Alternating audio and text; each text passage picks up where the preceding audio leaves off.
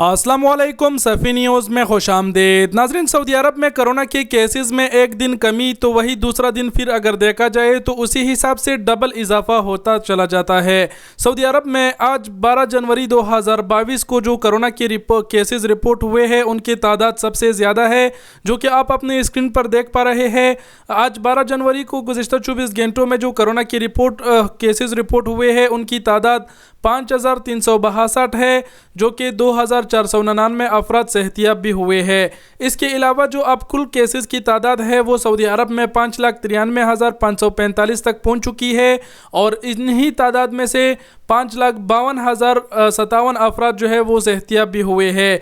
आज 12 जनवरी को कोरोना की वजह से सऊदी अरब में 2 परत जान की बाजी हार चुके हैं, और इसी तरह जो कोरोना की वजह से जान की बाजी हार चुके हैं सऊदी अरब में, उनकी कुल तादाद 8,899 हो चुकी है। इस वक्त कोरोना की वजह से जो तशवीशनाक हालात में पड़े हुए हैं उनकी तादाद 218 है। इसके अलावा अच्छी बात यह है कि सऊदी अरब में जो वैक्सीनेशन है वो भी काफ़ी तेज़ी से हो रही है। 53 मिलियन से ज़ायद अफराद को अब तक जो कोरोना की वैक्सीन है वो दी जा चुकी है, और इस हवाले से सऊदी वजारत सेहत ने एक रिपोर्ट अलहदा से भी जारी किया है। इसके अलावा आपको बताते चले, जैसे कि मैंने कहा कि 5,362 जो ये नए केसेस रिपोर्ट हुए हैं इनकी तादाद सबसे ज़्यादा है। इससे कल का अगर रिपोर्ट देखा जाए तो कल 4,652 थी। मतलब एक दिन कोरोना के केसेस में कमी होती है तो दूसरे दिन उसी हिसाब से डबल इजाफा कोरोना के केसेस में हो जाता है, ज़्यादा केसेस रिपोर्ट पर आ जाते हैं। और जो मैंने ये कहा कि 53 मिलियन से ज़्यादा जो अफराद है वो वैक्सीनेटेड हो गए हैं, ये अच्छी खबर है।